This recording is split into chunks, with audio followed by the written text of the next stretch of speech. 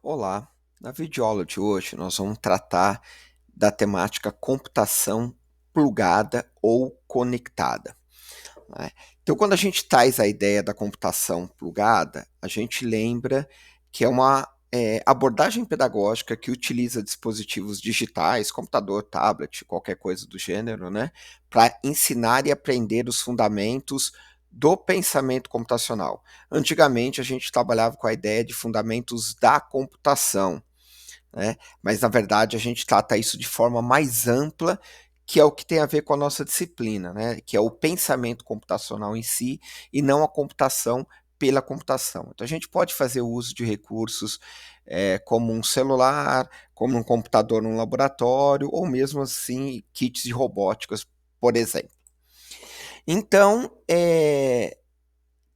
quando a gente está tratando a computação plugada, a gente tem que pensar que a gente está passando, né, do pensar como faz o computador para fazer um computador pensar.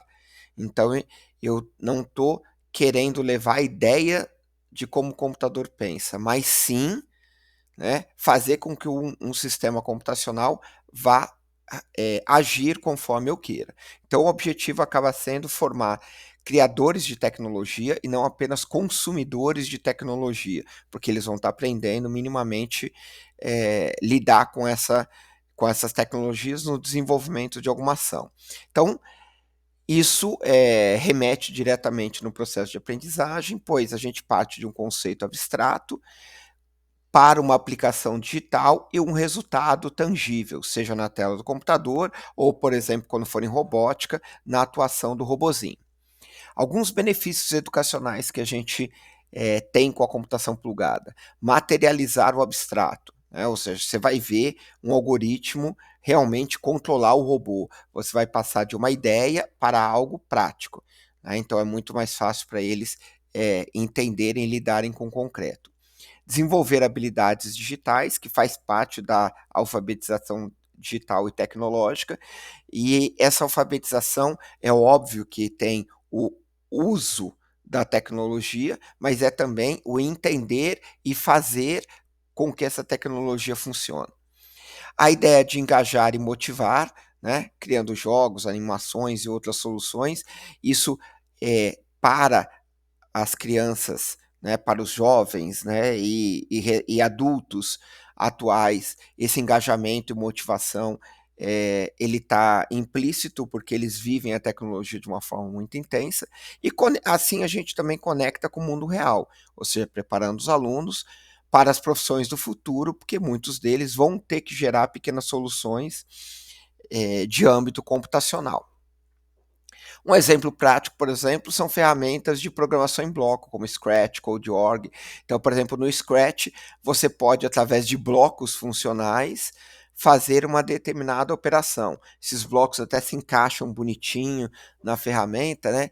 De forma com que você fala, ó, mova 10 passos, vire à direita, vire à esquerda, vire de tanta forma, ande mais 10, repita esse processo tantas vezes.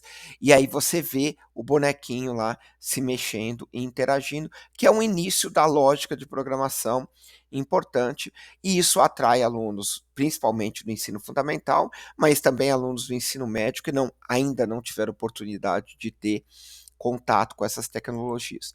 Uma outra forma são a robótica, né? A gente pode usar o Raspberry Pi, o Arduino, o Lego, né, aqueles kits Legos, para poder, a partir do robô, gerar um código. Aí você tem um pouquinho mais de complexidade ao fazer isso, apesar de ter ferramentas visuais que geram esse código para nós, para realizar uma determinada tarefa. Então, isso é muito mais aplicável quando a gente pensa no ensino médio, né?